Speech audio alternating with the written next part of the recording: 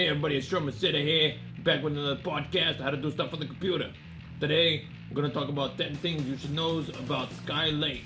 Number one's, overclocking is going to be insane. This is what they say. Now they say they got some samples here that are going 5.2 gigahertz on air cooling and 6.5 gigahertz with liquid nitrogen cooling. Now first of all, a lot of you morons ain't going to be using liquid nitrogen, so forget about that. Next thing is these are engineering samples. What that means is Intel probably cherry-picked a couple of high-performing chips, sent them out to people, reviewers and stuff like that, and then they got them to do amazing stuff. Well, big deal. Number two, wireless. Okay, this is the big deal here. It's in with the resonance standard. You know, they got this magnetic resonance supposed to be able to transfer power. You can charge with the charging pad. Now, big deal, okay? You gotta carry around a pad, I guess, instead of a power cord. Doesn't make sense to me. Plus, the pad only works 2 inches away. You got a power cord, so you can plug it in 6 feet away. Okay? Doesn't make sense. I don't know why you want to charge without a cord. Another thing they're always saying, they're always saying it'll be in short supply. Okay? This is part marketing hype, part because it's fucking hard to make a CPU that's 14 nanometer process. Okay? It's hard to do.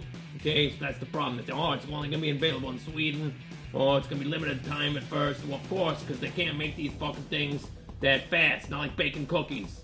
Okay? Next thing is peripheralization. Okay, this is a great update for microarchitecture. It's a very, very good update. Got DDR4 RAM. Still kind of overpriced, still dealing with that, but they got support for both DDR4, DDR3. Next thing is they're going to do PCIe 4.0. Okay?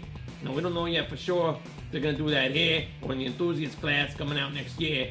Basically, what's happening with USB 3.1, we're finally going to be able to use USB and Thunderbolt 3 together.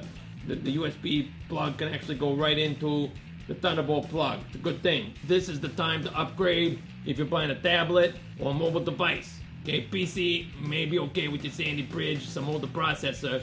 It's got enough power, you don't have to worry about certain things. But with mobile, we got a lot of things. We got the iGPU improvements, onboard graphics going to be much better.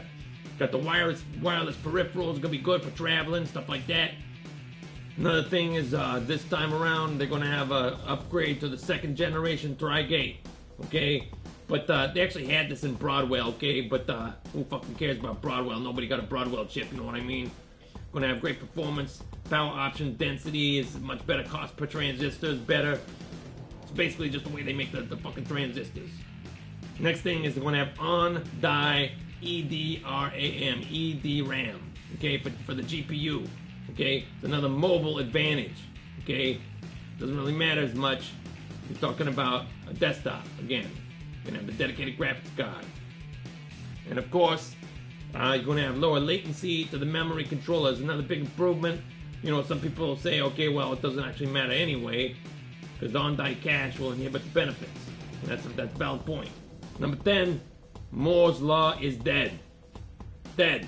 Okay? It ain't gonna happen no more. Why? Quantum tunneling. Okay? Look, we're getting to the point where we're getting to the atomic level.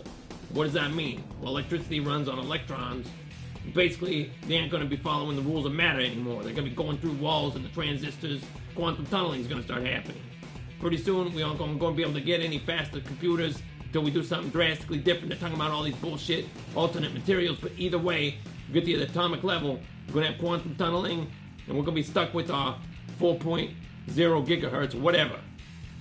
F you. Another thing is speed, okay?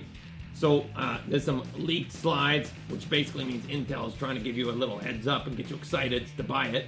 They're saying 10 to 20% CPU performance improvement over Broadwell. Now that sounds pretty fucking generous. I don't think it's gonna be that good. So we'll see if the actual on-shelf processors do as good as these engineering samples that they're cherry-picking. Also, they're saying GPU performance is 16 to 41% better. Okay, I don't know about that either. It sounds a little hyped. But if it is 16 to 41% better on the GPU performance, wow. Battery life is supposed to be at least 2.8 hours better. Some people say 1.4, depending on what kind of benchmark you use. But it's going to be better. Finally, battery life. Hopefully they don't put a giant fucking screen in there and drain all the battery. Put some fucking 4K screen. It's going to take all the battery juice. Just leave it fucking alone. Can't even see the difference anyway in the 4K and the 2K. F you.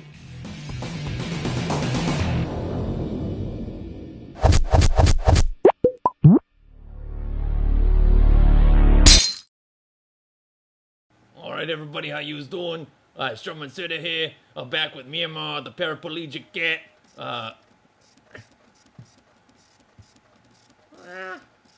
Yeah, you see, it's a difficult for Well, I him. got a New Year's resolution. Why don't you click subscribe to this channel right here? Because you know what? That's a great resolution. You only have to do it once, and in another 3 weeks, you're going to forget about it anyhow. Yeah, it's all right. Take it easy. So, anyways, it's a very big day here. We're going to talk about Windows 10